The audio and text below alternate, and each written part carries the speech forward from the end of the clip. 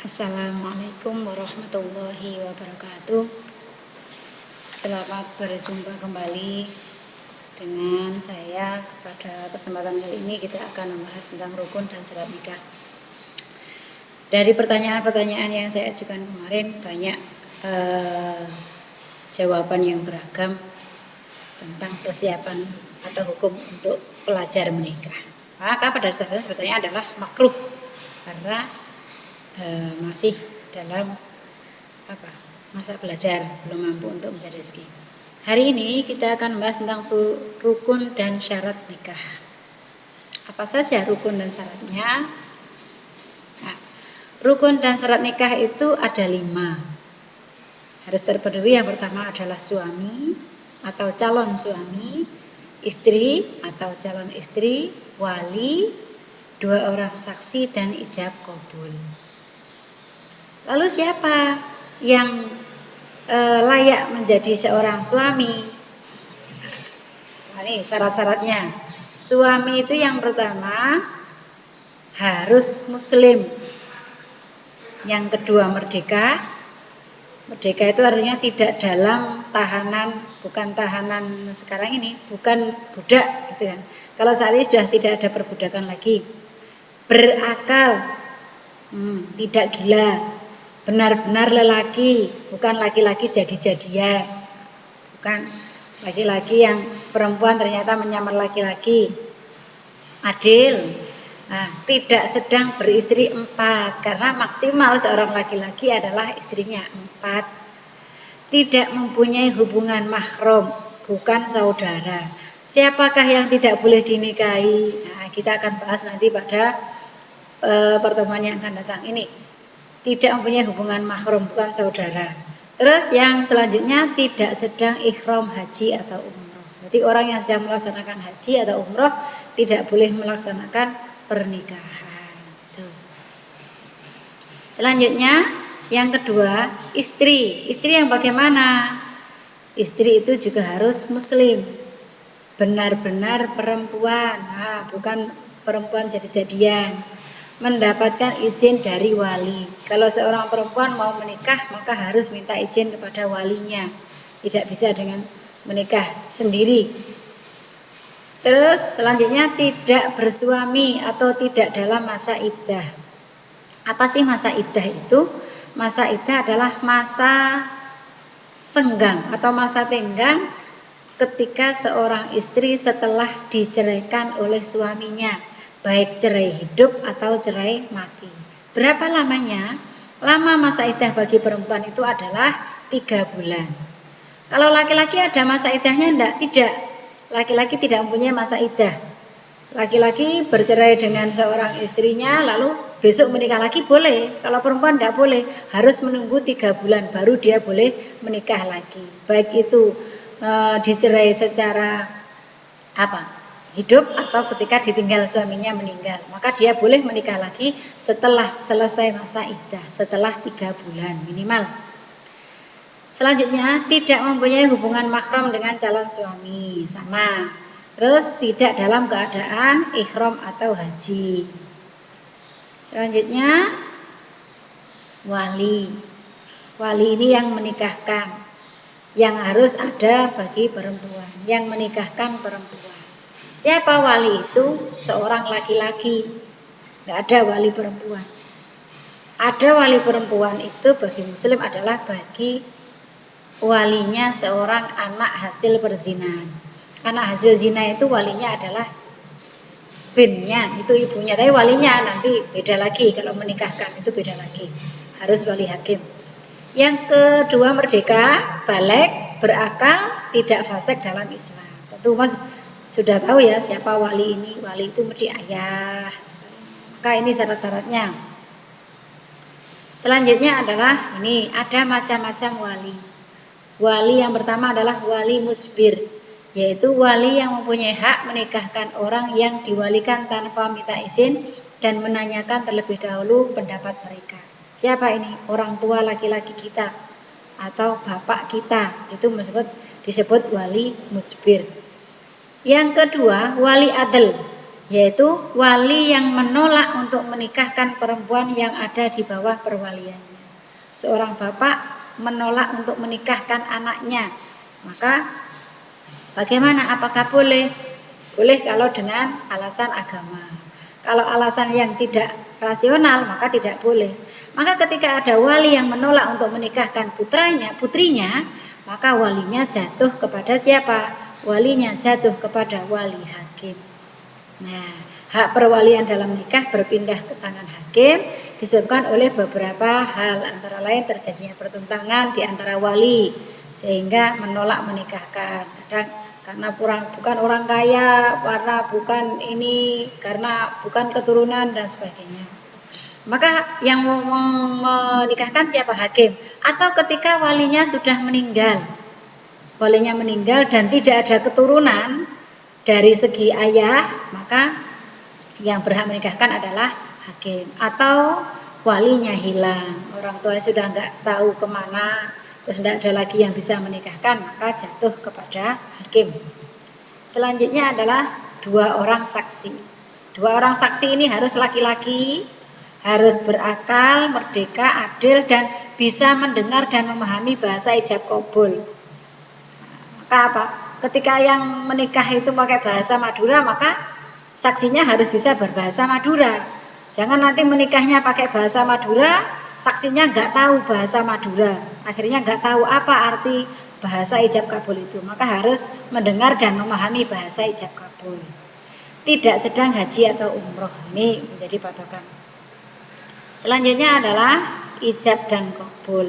Ijab dan qabul itu apa? Biasanya qabil tu nikahaha wa tazwijah dan sebagainya. Ijab, qabul yaitu persetujuan kedua belah pihak dan persesuaian kehendak kedua belah pihak untuk saling mengikat diri.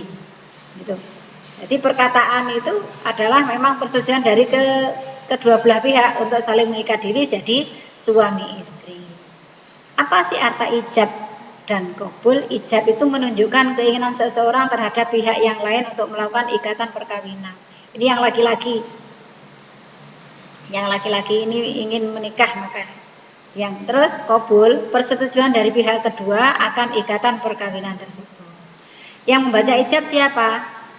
Ayah, orang tua laki-laki. Lalu yang mengucapkan qabul mempelai laki-laki. Bagaimana wanita? Wanita tidak melakukan apa-apa, hanya jadi pendengar saja. Seperti itu.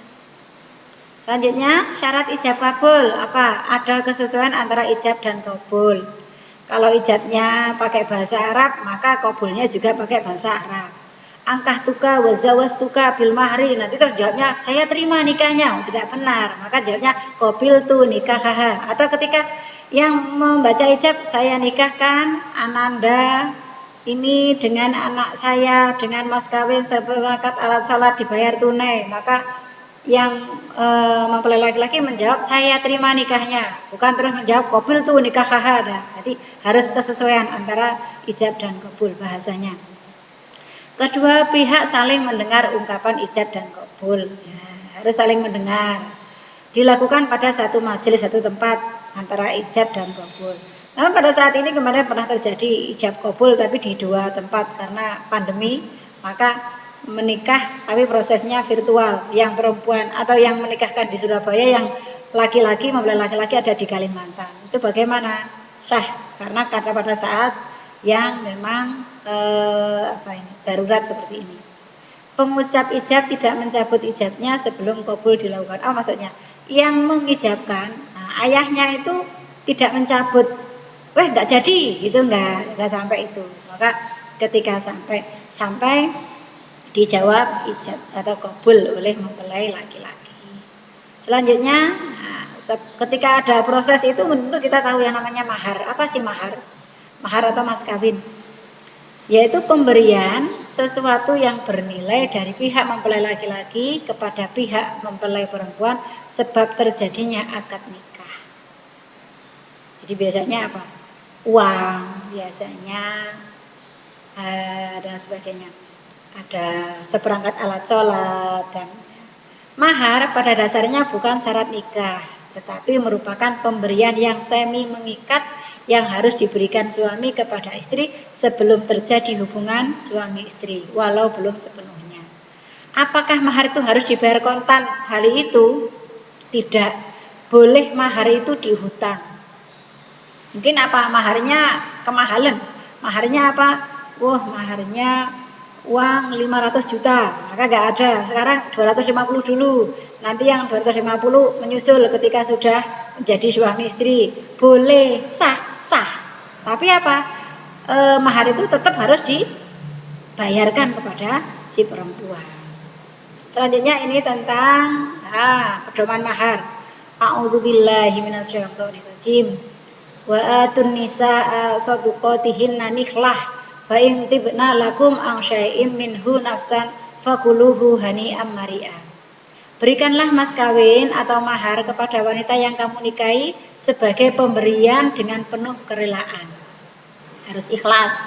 Kemudian jika mereka menyerahkan kepada kamu sebagian dari mas kawin itu dengan senang hati, si perempuan memberikan kepada laki-lakinya dengan senang hati, maka makanlah atau ambillah pemberian itu sebagai makanan yang sedap lagi baik akibatnya. Ini zaman dahulu maharnya makanan mungkin. Kalau sekarang mungkin uang.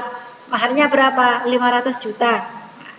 Terus pada satu saat salah laki-laki mungkin terjadi pailit, maka ada yang 100 juta saya berikan. Maka bagaimana? Boleh.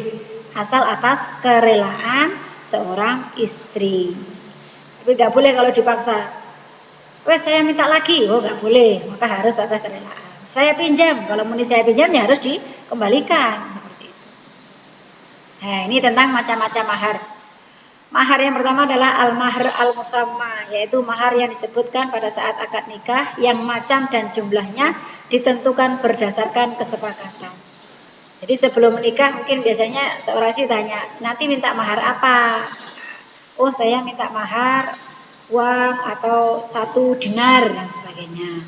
Saya minta mahar sepeda motor dan sebagainya. Boleh. Terus yang kedua, al-mahar mahar yang tidak disebutkan pada saat akad nikah, namun tetap harus dibayarkan dengan jumlah dan macamnya disesuaikan kebiasaan masyarakat setempat. Jadi nggak diucapkan, tapi tetap harus dibayarkan. Nggak ditarik apa nanti enggak. Jadi apakah boleh? Ini jarang. Yang sering adalah yang pertama, al-mahar al-mutama. Itu mahar yang disebutkan ketika akad nikah. Biasanya sebelum menikah kan ditanya, maharnya pakai apa ini? Seperti itu. Terus, bagaimana dengan mahar? Tidak ada batas minimal dan maksimal dalam memberikan mahar. Jadi boleh, mahar itu, 1 M, boleh. Atau mungkin paling kecil, 1 rupiah atau 1.000 rupiah boleh. Bahkan pada zaman Rasulullah dulu pernah ada sahabat yang maharnya itu apa? Maharnya itu besi dari cincin. Cincin dari besi kok balik. Cincin dari besi. Jadi ada besi yang bekas tapaknya kuda itu diambil, lalu dibuat melengkung, terus itu dibuat mahar. Saking apanya? Sahabat tadi saking tidak punya harta, maka boleh seperti itu. Nah, namun pernikahan hendaklah dilakukan dengan mahar yang ringan sesuai kemampuan. Meskipun tidak ada batas maksimal atau minimal, maka sesuai kemampuan. Jangan nanti seorang istri minta seorang laki-lakinya maharnya apa? Mobil BMW. Nah, yang laki-laki nggak bisa memenuhi, maka memberatkan. Maka yang paling baik adalah mahar yang paling ringan. Itu tentang macam-macam mahar dan sebagainya. Cukup sekian pertemuan kali ini. Semoga Allah senantiasa merahmati kita semua. Pertemuan yang akan datang kita akan membahas tentang siapa saja wanita yang tidak boleh kita nikahi, siapa yang boleh dinikahi, dan bagaimana hukum nikah yang diharamkan. Ada nanti nikah yang diharamkan. Kita akan berjumpa lagi minggu depan. Semoga tetap kesehatan tetap menyertai kita semua. Tetap nanti menjawab soal-soal yang ada di form. Saya akhiri. Assalamualaikum warahmatullahi wabarakatuh.